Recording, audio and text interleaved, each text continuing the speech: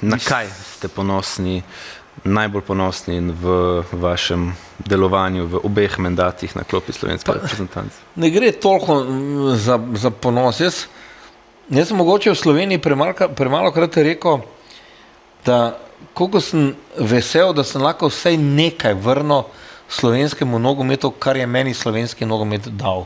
In